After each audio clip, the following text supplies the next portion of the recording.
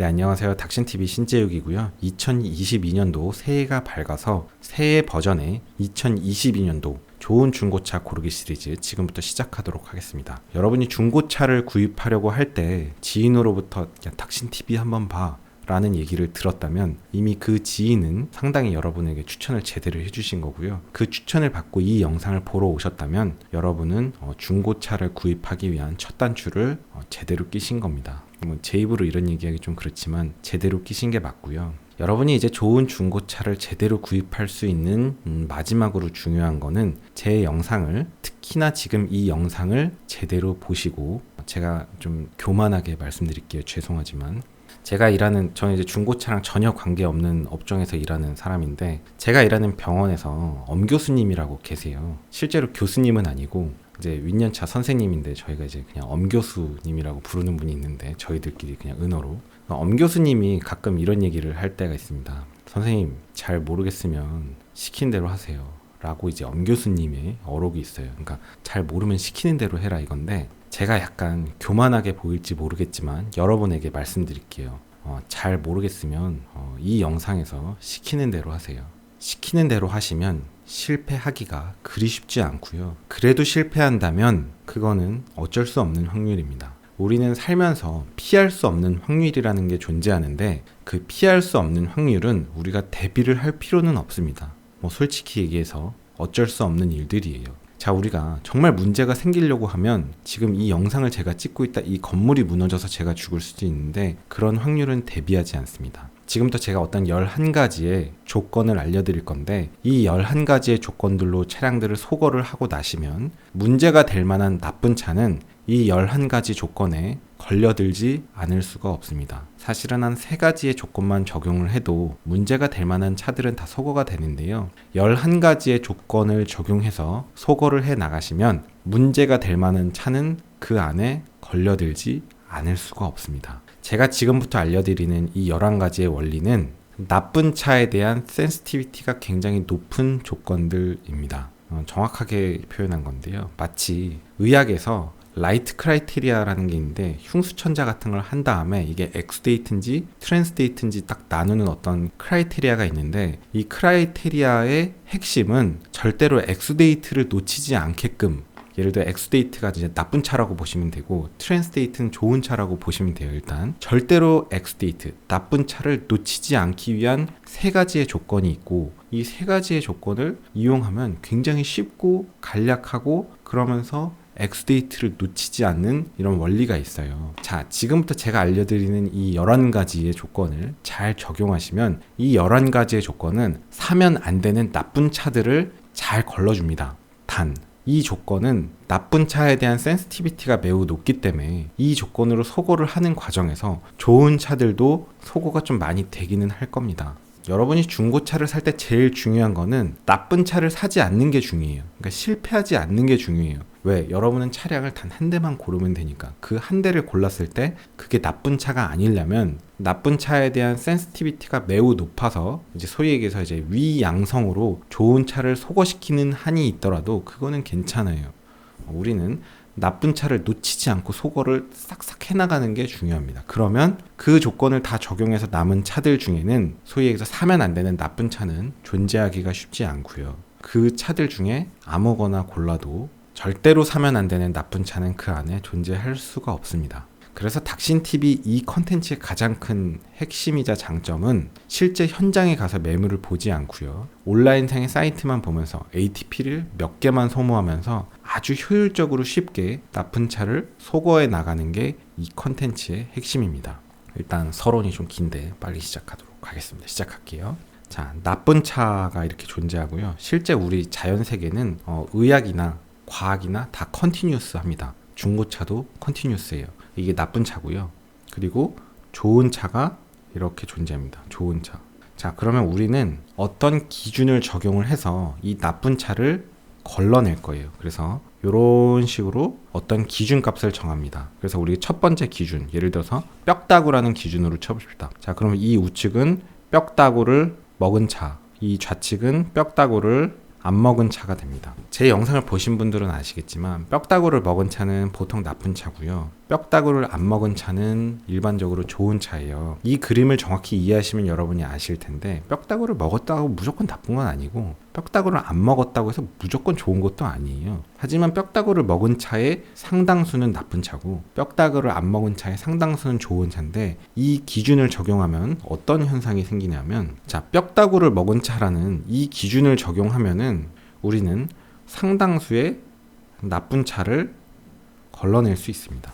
그런데 이 기준에 의해서 문제는 뭐냐면 이 좋은 차의 일부 이 기준의 오른쪽에 있으니까 뼈다구를 먹기는 했지만 실제로는 좋은 차일 수도 있어요. 뼈다구를 먹었다고 무조건 나쁜 차는 아니에요. 사실 전 뼈다구 먹은 차 좋아하진 않는데 뼈다구를 먹은 차 중에서도 사실 뭐 꽤 괜찮은 차 있을 수 있습니다. 대표적으로 뭐 후방추돌 차들이죠. 뼈다구를 먹긴 먹었지만 그럼에도 불구하고 사실 이건 뼈다구 먹은 차라고 보기엔 너무 멀쩡한 차들이라서 나름 가성비 좋은 차일 수도 있어요. 그러니까 뼈다구를 먹은 차이긴 한데 좋은 차의 영역에 속해 있는 이런 애들을 놓칠 수 있어요. 우리는 어떤 이 기준에 의해서 이 오른쪽 차들을 다 날려먹으면 다 날리면은 그 과정 속에서 뼈다구를 먹긴 했지만 좋은 차를 날릴 수도 있어요. 그리고 이 기준에 의해서 일부 뼈다구를 먹진 않았지만 이쪽은 뼈다구 안 먹은 차잖아요. 뼈다구를 먹진 않았지만 사실은 나쁜 차잖아요. 나쁜 차인 애들이 일부 들어올 수도 있어요. 그런데 이 기준에 의해서 우리는 상당수의 나쁜 차를 소거할 수 있었던 겁니다. 이 기준을 11가지를 적용하면 사실 한 3가지만 적용해도 되는데 한 11가지를 적용하면 나쁜 차에 대한 센시티비티가 매우 높기 때문에 진짜 나쁜 차가 그 안에 남을 수가 없습니다.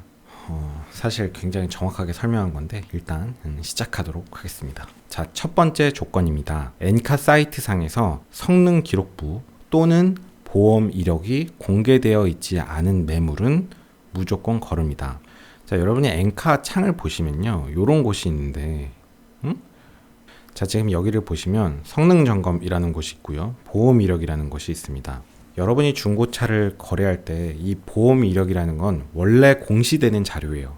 여러분 길 가다가 저 건물 소유주가 누군지 궁금하면 등기부 떼볼 수 있습니다. 주소만 알면 소유주가 누군지도 알 수 있고 그 부동산의 갑구 을구 내역을 누구나 다 조회할 수 있어요. 공시되는 자료입니다. 자동차의 보험 이력은 공시되는 내용이에요. 누구나 다 볼 수 있는 내용입니다. 근데 그거를 엔카상에서 공개되지 않게끔 이렇게 처리를 해놨다. 뭔가 이유가 있습니다. 그 이유가 뭐냐? 그건 우리가 알 필요 없습니다. 여러분 쓸데없는데 ATP를 쓸 필요 없어요. 그 이유는 전혀 중요하지 않습니다. 너무 땡큐 베리 감사죠.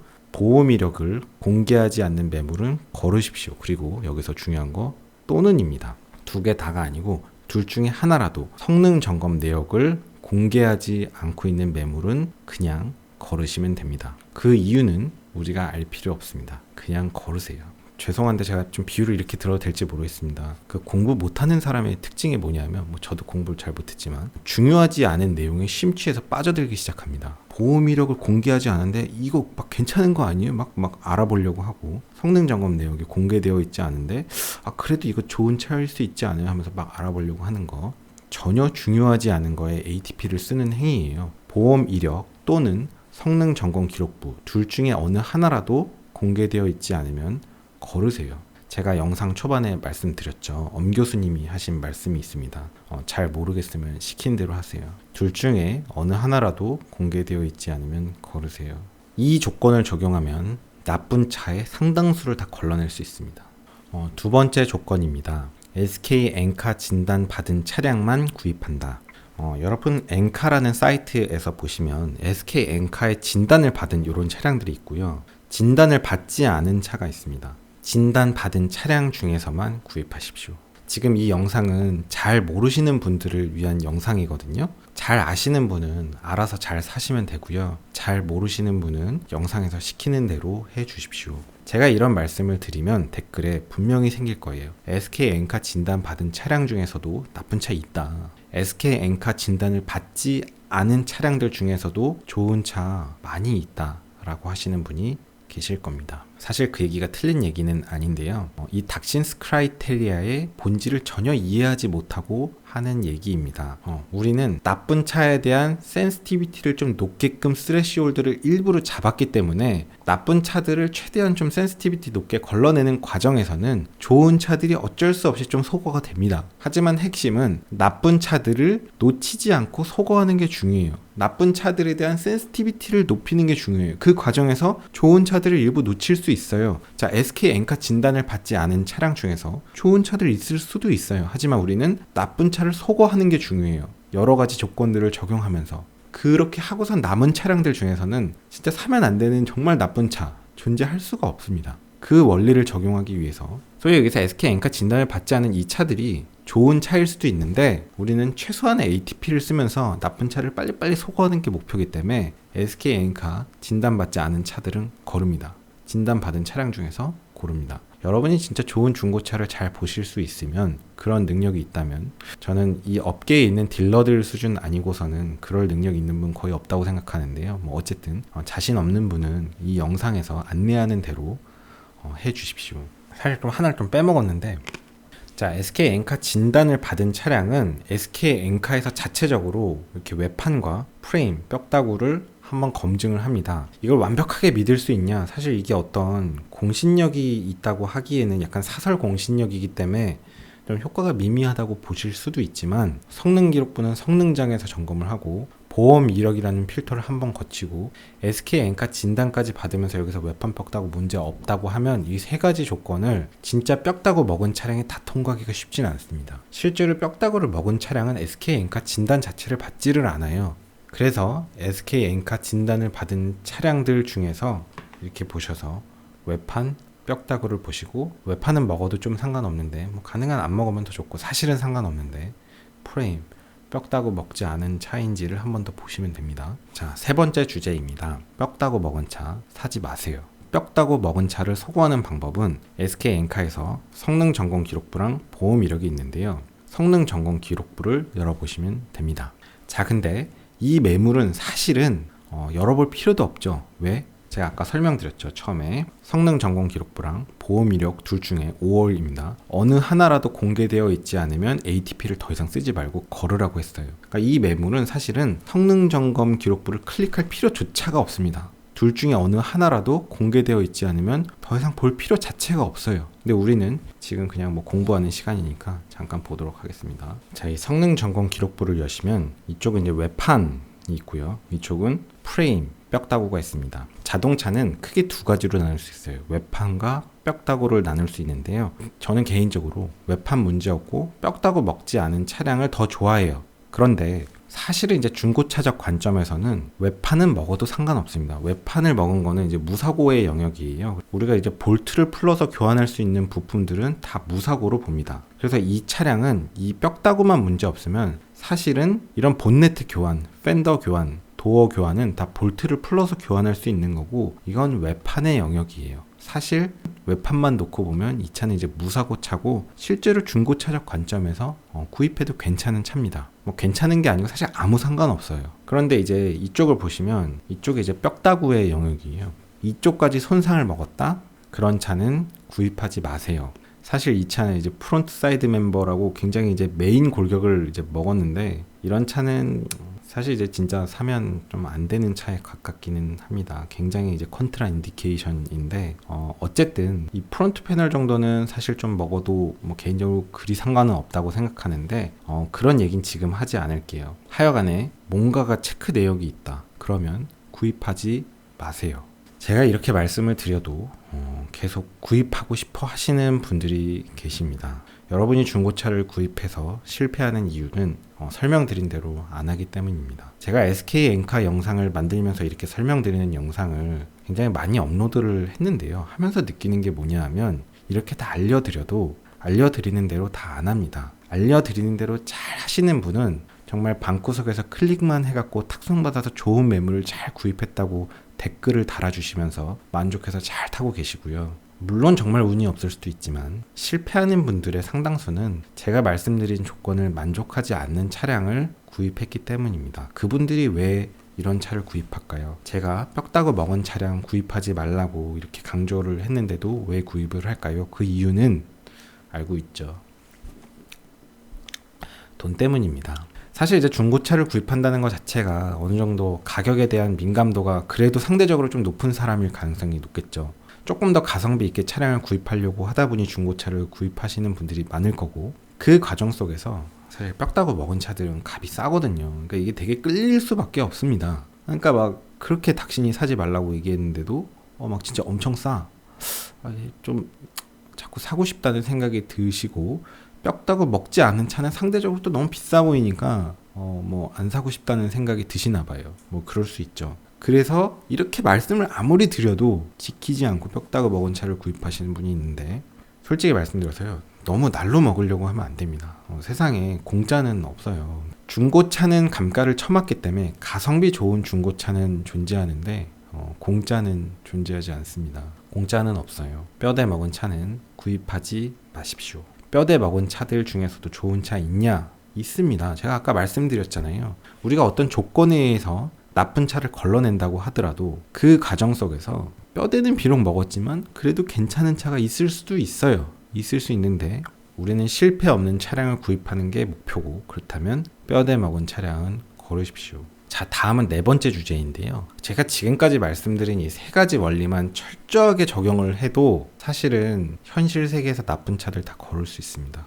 여러분이 그냥 오프라인 매장에 다짜고짜 가게 되면 지금 이 조건에 해당되는 매물들은 여러분한테 안내되지 않고 그 외의 매물들이 여러분들한테 소개될 가능성이 좀 높습니다. 그래서 저는 오프라인 매장에 막연하게 가서 고르는 걸 추천하지 않습니다. 그래서 제가 설명드린 이 조건들만 갖고 선택한 최종 그 매물만 오프라인 매장에 보러 가서 살지 말지 결정하시고, 안 살 거면 바로 뒤도 돌아보지 마시고 오셔야 되고, 오프라인 매장에 가서 예정에 없던 매물을 소개받아서 구입하시면 실패할 가능성이 굉장히 높습니다.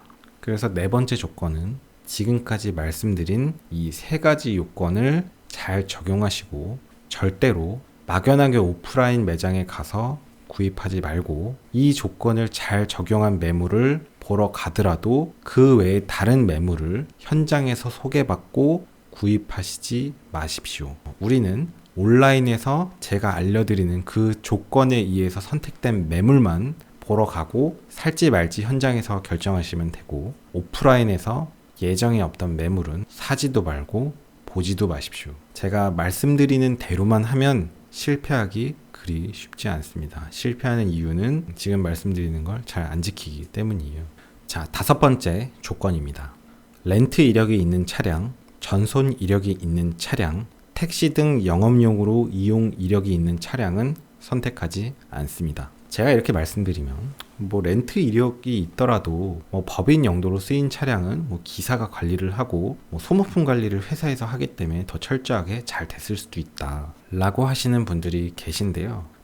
맞습니다. 계속 설명이 반복되는데 그런 차들 중에서도 좋은 차도 있을 수 있어요. 근데 여러분이 그거를 다 정말 골라낼 능력이 있다면 현장에 가서 다 뒤지시면 되는데, 비유를 이렇게 들어볼게요. 여러분 집에 있는 개인 화장실이 깨끗한가요? 아니면 밖에 있는 공용 화장실이 깨끗한가요? 자기 소유의 물건이 있고 타인 소유의 공용 물건이 있다면 어느 물건이 깨끗할까요? 자, 법인 리스 차량, 대여 용도 이력이 있는 차량, 택시 차량들은 어떤 개인이 주인의식을 갖고 사용했던 물건이 아닙니다. 물론 그 매물 중에서 괜찮은 매물이 있을 수도 있겠죠. 있을 수도 있는데 나쁜 매물을 놓치지 않고 걸러내는 게 중요해요. 좋은 매물도 실수를 속어해도 그건 괜찮아요. 남은 매물 중에서 나쁜 매물이 절대로 있으면 안 된다는 이 닥신스 크라이테리아를 적용하기 위해서는 엑스데이트를 절대로 놓치지 않기 위한 라이트 크라이테리아의 이 컨셉과 똑같이 우리는 렌트 이력이 있는 차량, 대여 용도, 법인 차량, 렌트 이력이 있는 차량, 영업용도 이력이 있는 차량, 전손 차량, 이런 차량들은 거릅니다. 예를 보여드릴게요. 자, 보험 이력에 보시면 이 내용이 다 공시가 되는데요. 한번 열어보겠습니다. 자, 보험 이력에 보시면 여기 사용 이력 있음, 요 내용을 자세히 보시려면 밑으로 내려가시면 되는데, 여기 보시면 영업용 사용 이력에 사용 이력이 있음으로 되어 있습니다. 영업용, 대여 용도로 사용 이력이 있다는 거예요. 자, 그래서 이 밑에를 보시면 2014년도 12월 26일에 차량이 최초로 등록이 될 때 17회 호로 등록이 된 차량입니다. 뭐 이 차는 뭐 일례로 이 차는 이제 렌트카 이력이 있는 거고요. 이런 영업용 이력이 있는 차량을 저렴하게 구입한다면 가성비 좋을 수도 있습니다. 저도 그렇게 생각하는데 우리는 실수하지 않는 게 중요해요. 그래서 이런 식으로 렌트카로 이용됐던 차량은 거르는 게 맞습니다. 주인이 없는 차니까 이제 막 타는 차고 그런 게 세월에 의해서 효과가 누적이 되기 때문에 이런 차들은 안 좋은 차일 가능성이 높습니다. 자, 그 다음으로 하나 예를 보여드리면 전손 차량인데요. 자, 전손에 체크가 되어 있죠. 이 차는 수리비가 한 5,400만원어치 수리 이력이 있어요. 토탈. 이런 차는 구입을 하지 않는 게 맞습니다. 전국 최저가로 진짜 헐값에 산다 그러면 뭐 사볼 수도 있어요. 경우에 따라서 뭐 진짜 리스크를 쓰고. 하지만 이 크라이테리아의 지금 컨셉을 생각하면 전손이 있는 차는 구입하시면 안 됩니다. 굉장히 강력한 컨트라 인디케이션입니다. 절대 금기입니다. 자, 다음으로 6번째 주제입니다. 1인 소유 차량 중에서 선택하십시오. 명의 변경이 여러 번 있는 차량은 선택하시면 안 됩니다. 사실 이 내용도 할 얘기가 한 트럭인데요. 제가 그 세부 내역을 다 말씀드리자면 영상이 너무 길어지기 때문에 좀 간략하게 할 수밖에 없고 하나하나의 부연 설명은 영상을 따로 만들도록 하겠습니다. 무슨 얘기냐?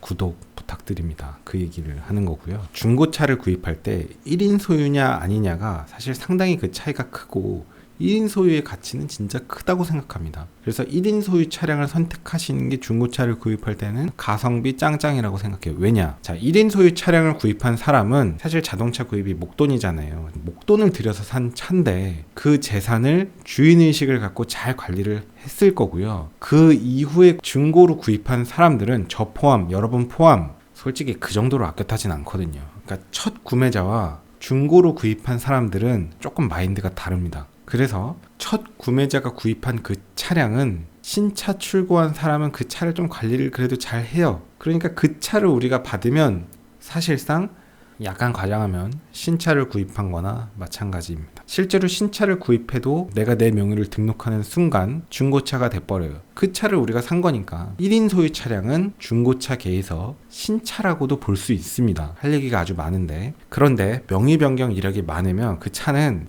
제 영상을 계속 보시다 보면 제가 이 여러 가지 근거들을 갖고 차량들을 이제 추론하기 시작하는데 추론이 불가능합니다. 그래서 사실 이제 알 수가 없고요. 우리가 알 수 없는 차는 사면 안 되죠. 확실한 차만 사는 게 목표니까. 그 다음에 또 한 가지 할 얘기가 뭐냐면 우리나라에서는 중고차 시장에서 중고차 차량의 가격을 결정하는 이제 3대 요소가 연식, 키로수, 그 다음에 사고 유무 이 세 가지입니다. 명의 변경 유무는 중고차의 가격에 반영이 잘 안 돼요. 1인 소유 차량은 약간의 프리미엄이 붙긴 하는데 명의 변경이 많이 됐다고 해서 감가를 쳐맞진 않습니다. 왜냐하면 소비자들이 별로 그걸 그렇게 잘 보지 않거든요. 무슨 얘기냐? 아직 닥신TV 안 보는 사람이 많다는 얘기입니다. 역으로 우리가 1인 소유 차량을 고른다면 그 차는 조금은 비쌀지언정 사실은 훨씬 더 가치가 있는 차라는 얘기입니다. 그 가치가 아직은 중고차 시장에 충분히 반영되지 않았어요. 1인 소유 차량의 가치가 가격으로 아직 충분히 반영되지 않았습니다. 제가 이런 얘기하면 항상 또 예상되는 상황들이 있죠. 제가 이렇게 하시라고 설명드렸는데 그렇게 안 하시거든요. 그 이유는 1인 소유 차량 위주로 고르다 보면 차가 몇 대 안 남아요. 그런데 여러분은 차 여러 대 사실 거 아니죠. 여러분 차 한 대만 사시면 되잖아요. 여러 대 안 남아도 괜찮아요. 다 걸으세요. 조금은 극단적인 예인데요. 재미삼아서 이 차를 한 대 보겠습니다. 이 차는 17만 킬로 뛴 2014년식 320D인데요. 이 차가 제가 좋다고 설명드리는 건 아니고 좋다 나쁘다 아니에요. 그냥 하나의 특이한 예로서 설명을 드립니다. 이 차는 이제 키로수가 17만 킬로를 떴기 때문에 중고차 시장에서 사실상 10만 킬로를 넘으면 이제 감가를 소위 얘기해서 이제 처맞게 되고 17만 킬로면 감가를 이제 개처맞게 됩니다. 그래서 안 사죠, 사람들이. 그러니까 이제 가격이 매우 저렴해집니다. 14년식이니까 이미 8년 정도 됐으니까 뭐 사실 가격이 많이 저렴하겠죠. 근데 이 차의 보험 내역을 보시면 보험 처리 내역이 무려 1,200만 원이나 있습니다.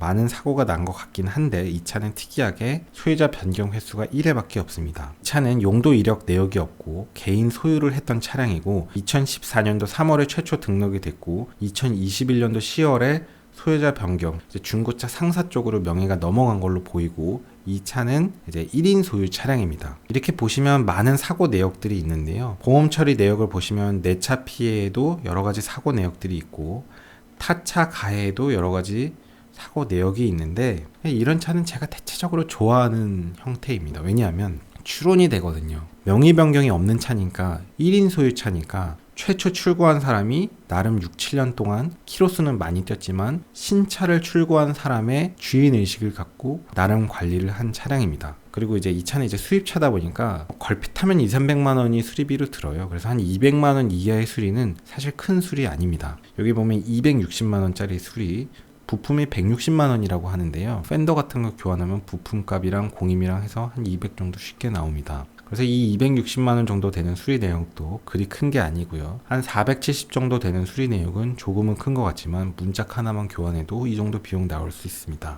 170만 원, 150만 원, 160만 원. 사실 이제 100만 원대의 사고들은 굉장히 자질구레한 사고들인데 이런 사고들을 다 보험 처리를 하는 걸 보니까 이 차주는 그냥 어디 긁었다 하면 다 보험 처리를 하는 차주인 걸로 보이고 실제로 큰 사고가 났는데 보험 처리를 하지 않았을 가능성이 거의 없어 보입니다. 왜? 100만 원대의 사고도 보험 처리를 하는 차주라면 뼈다구를 먹는 큰 사고가 났을 때 500만 원, 1000만 원짜리 사고가 났을 때 보험 처리를 안 했을 가능성이 거의 없고 그렇다면 이거 외에 사고는 없을 거라고 우리가 확신을 할 수 있어요. 그럼 이 사고 내용만 보면 되는데 200만 원, 400만 원, 200만 원, 150만 원, 160만 원, 73만 원, 36만 원 이 차는 6년 17만 킬로를 뛰는 동안 이거 외에 사고는 아마 없었을 겁니다. 거의 모든 사고를 다 처리한 것 같고 이거보다 큰 사고는 분명히 없을 거고 우리는 최악의 상황을 배제할 수 있어요. 이 차는 상당히 많은 정보를 우리가 획득할 수 있고 왜 1인 소유이기 때문에 이 차주의 성향을 파악할 수 있기 때문에 이런 차는 제가 뭐 좋은 차라고 말씀을 함부로 드리긴 어렵지만 키로수와 연식에 의해서 감가를 쳐맞았지만 1인 소유 차량에 프리미엄을 두고 상당히 가격은 저렴하겠지만 가격이 민감한 소비자라면 구입을 해볼만 합니다. 그 근거는 1인 소유의 가치가 매우 크기 때문입니다. 저는 1인 소유 차량을 굉장히 가치 있게 봅니다. 자, 제가 계속 반복해서 설명드리는데 명의 변경이 많다고 무조건 나쁜 차는 아니에요. 명의 변경이 많은 차들 중에서도 괜찮은 차도 있을 수 있습니다. 하지만 우리는 괜찮은 차가 소거되더라도 일단은 나쁜 차를 최대한 소거하는 게 목표예요. 그렇다면 명의 변경이 많은 차는 소거하는 게 맞고 1인 소유 차량 중에서 고르세요. 그게 가성비 개꿀입니다. 아직 중고차 시장엔 닥신 TV를 보지 않는 사람들이 많고 설령 봤더라도 이 고품격 닥신 TV의 고급 추론을 그 진가를 이해하지 못해서 그냥 보다 만 사람들도 많기 때문에 고품격 닥신 TV의 이 진가, 이 과학적인 원리를 이해하신다면 1인 소유 차량을 선택하십시오. 너무 자뻑이 심한가? 약간 욕먹을 것 같은데. 그 다음에 8번째 주제입니다. 전국 최저가 매물을 판매 중인 딜러는 거릅니다. 아반떼 MD를 예를 들어볼게요. 여기서 이제 최저가 순으로 나열을 하니까 굉장히 저렴한 200~300만 원대의 아반떼가 있는데요. 사실은 여기 있는 차들은 이렇게 최저가의 매물들은 다 나쁜 매물이고요. 이 최저가의 매물들을 갖고 있는 딜러는 거르시면 됩니다. 그 근거가 뭐냐면요. 딜러는 사람이고 사람은 같은 행동을 반복하거든요. 이 딜러도 중고차 시장에서 차량을 매입하는 하나의 소비자예요. 중간에서 구입해서 여러분들한테 이제 되파는 사람입니다. 그런데 이 딜러도 성향이 있어요. 그래서 사고차, 그냥 사고차나 나쁜 차들을 헐값에 매입해서 그런 차들을 위주로 판매하는 딜러들이 있고요. 그런 차들 사면 좀 골치 아프고 여러 가지로 피곤하니까 사고차나 문제될 만한 차들은 매입하지 않는 딜러들이 있습니다. 딜러도 차량을 매입할 때 차량을 다 보고 사요. 사고차인지 아닌지 보고 보험 처리 내역을 보고 현장에서 차량을 보고 구입합니다. 이 딜러들은 전문가예요. 우리들은 전문가가 아닌데 딜러는 전문가예요. 이 전문가가 차량을 한번 거릅니다.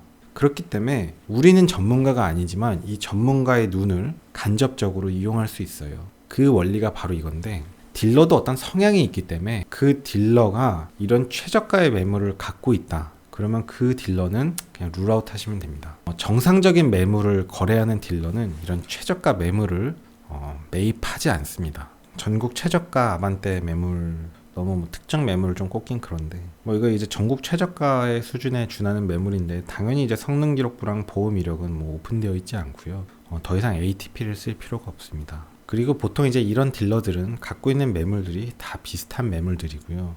여러분이 가격만 보고 차량을 고르기 시작하면 결국 이제 이런 매물을 사게 되고 크게 데이고 나서 중고차 사면 이제 큰일 난다고 이제 계속 난리치면서 다니는 사람이 됩니다. 뭐 흑우 인증이죠 사실. 설명 하나 좀 약간 빼먹었는데 중고차 딜러도 사람이고 약간 성향이 있다 그랬잖아요.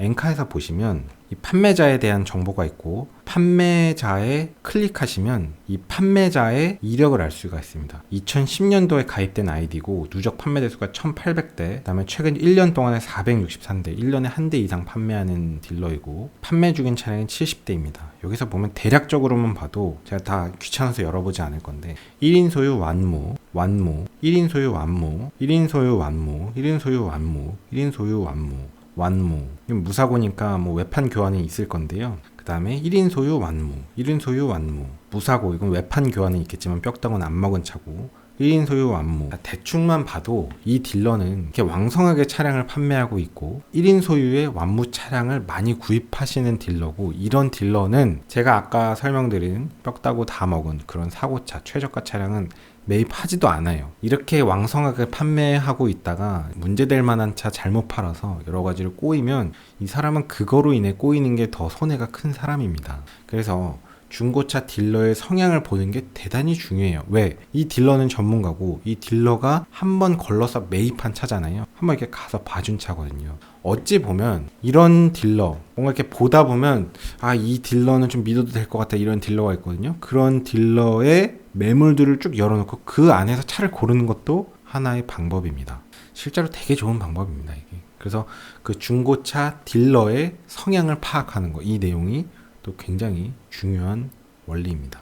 그리고 이제 한 가지 예를 설명드리면, 여러분이 어떤 차량을 선택했을 때 그 차량의 이제 시세를 볼 수가 있습니다. 시세를 클릭해 보시면 우리가 고른 차량은 이제 490만 원인데 이 차량과 키로수와 연식이 비슷한 다른 차량들이 나오는데 300만 원, 380만 원, 370만 원 이런 매물들이 있고, 우리가 고른 건 예를 들어서 490만 원이다. 또 어떤 차는 690만 원이다. 그러면 대충 연식과 키로수가 얼추 비슷한 매물들 위주로 나오는데, 이렇게 봤을 때 여러분 매물이 굉장히 저렴한 편에 속한다. 그럼 그 매물은 구입하시면 안 됩니다. 결국 최저가의 매물을 소유하고 있는 딜러를 거르고 여러분이 선택한 매물의 시세를 봤을 때 여러분 매물이 저렴한 편이면 거르면 되는데요. 사실 저렴한 매물을 걸으라 그러니까 싫으실 수 있는데, 중고차의 상태를 가장 잘 반영하는 한 가지 요인 고르라고 하면 가격입니다.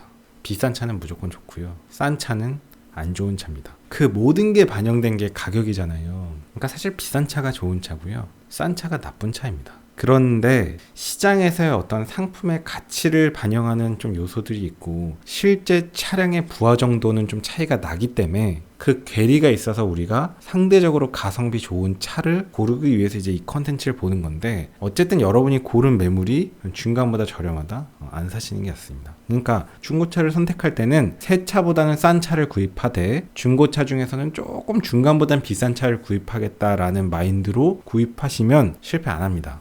문제는 제일 싼 차 사려고 하면 그냥 반드시 실패합니다. 가격이 제일 확실하니까요. 그래서 중간 가격보다 좀 저렴한 거 일단 좀 걸으십시오. 지금 몇 번째까지 왔는지 저도 약간 헷갈리기 시작하는데, 다음 조건입니다. 여러분 보시다 보면 매물 중에서 이렇게 반복 판매자라는 매물이 있거든요. 반복 판매자 매물은 믿고 무조건 걸으십시오.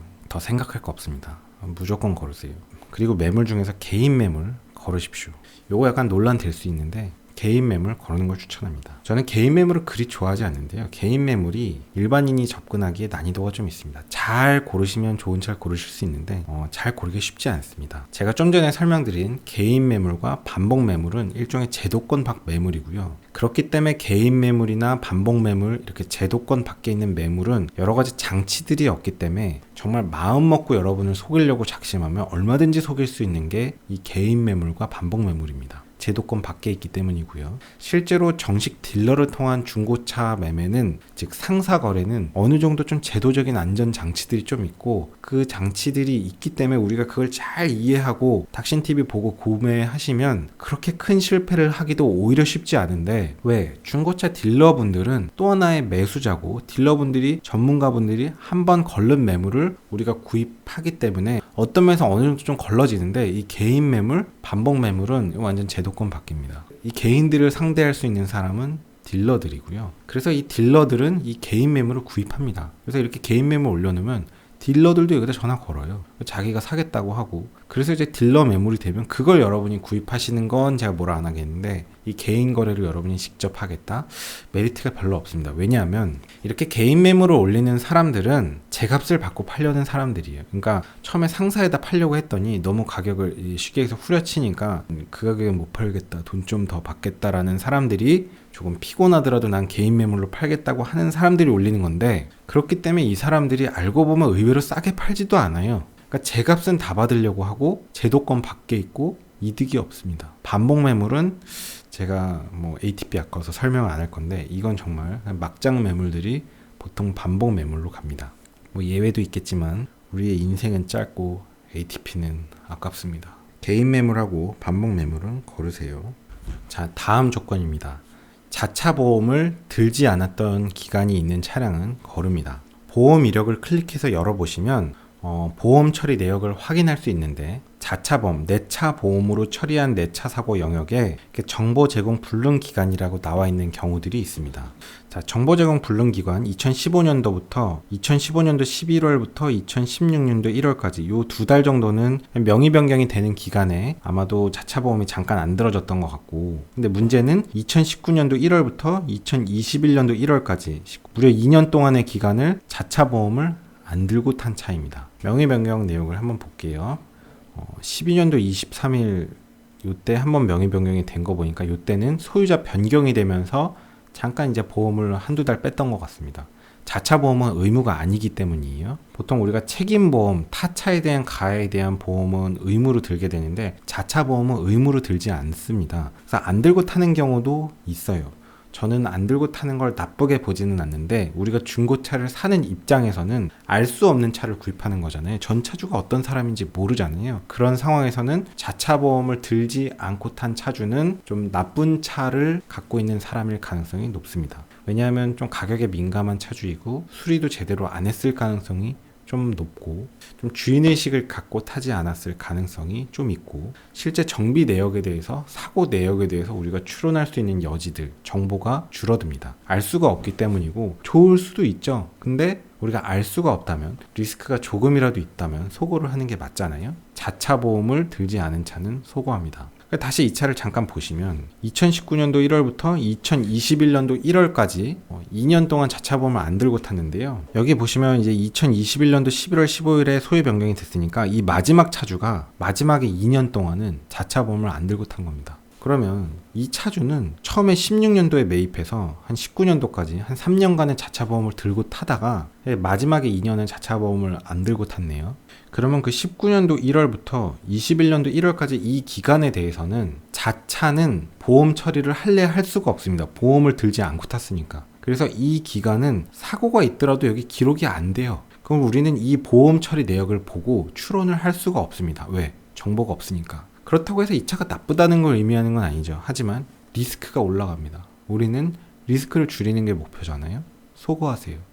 정리하겠습니다. 정보 제공 불가능 기간이 있는 이런 차량은 소거하십시오. 소거하는 게 좋습니다. 중고차 업계에 보다 보면 특정 지역을 좀 조심하라는 글들을 많이 보실 텐데요. 일부의 경우를 갖고 전체를 싸잡아서 얘기하기 때문에 저도 방송에서 노골적으로 얘기는 못하겠습니다. 그런데 여러분이 어떤 차량을 골라놓고선 최저가 순으로 나열을 하면 유독 특정 지역에 최저가 매물이 많은데요. 사실 제가 지금까지 말씀드린 이 원리를 적용하면 여러분이 나쁜 차를 사게 될 가능성은 거의 없는데, 보통 사람들이 하는 얘기들은 또 이유가 아예 없지는 않아요. 그래서 그 지역에 있는 매물이 다 나쁜 건 아닙니다. 좋은 딜러분들도 있고 정상적인 매물들도 많이 있겠지요. 그런데 유독 문제가 생기는 거는 특정 지역들이 좀 있기는 있습니다. 제가 방송에서 좀 말씀드리기는 좀 조회수가 나오는 방송이다 보니까 좀 무리가 있고, 좀 특정 지역은 가능하면 좀 피하는 걸 권하고요. 개인적으로는 좀 보다 보면 강서구 쪽 매물들이 일반적으로 좀 괜찮은 경우가 많고, 대구나 부산 쪽 매물들이 상대적으로 조금 저렴하고 좀 괜찮은 매물들이 좀 많았던 것 같습니다. 이건 이제 일반화할 수 없는 내용이고요. 자, 그 다음에 마지막입니다. 사실 원리들이 더 많이 있는데요. 일단은 간단한 크라이테리아를 통해서 어느 정도 이제 소거를 해서 쉽게 고르기 위해서, 선별하기 위해서 수많은 조건들을 나열할 수도 있지만 제가 일단은 아끼고 아껴서 여기까지 종료할 겁니다. 그 외에 다른 조건들도 있지만 그거는 추후 방송에서 업로드 할 거고요.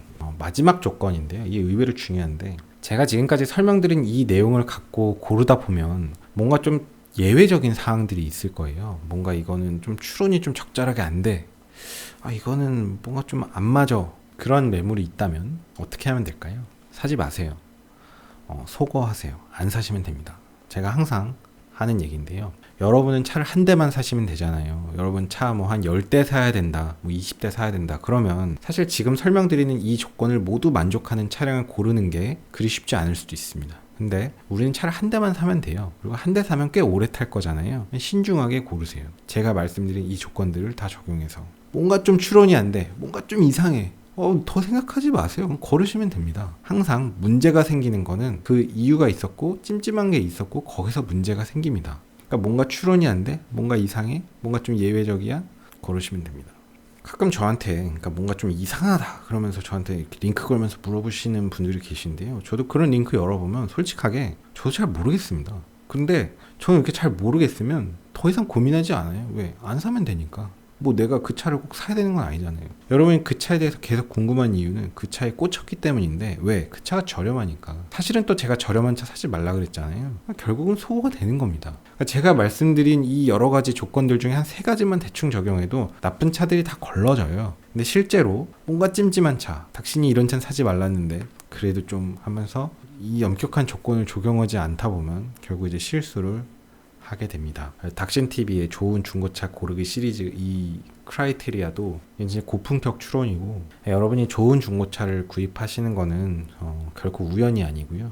과학입니다. 그래서 앞으로 너무 바빠가지고 좀 최근에 컨텐츠를 좀 못 만들고 있었는데 시간을 쥐어짜서 열심히 만들도록 하겠습니다. 여러분은 좋아요, 구독, 그리고 많은 소개 부탁드립니다. 좋은 차를 고르는 방법은 제가 알려드리겠습니다. 오늘도 긴 영상 봐주셔서 감사합니다. 수고하셨습니다. 고속도로 내 앞지르기 차로 계속 주행은 단속 대상입니다. 주행차로로 내려와 주세요.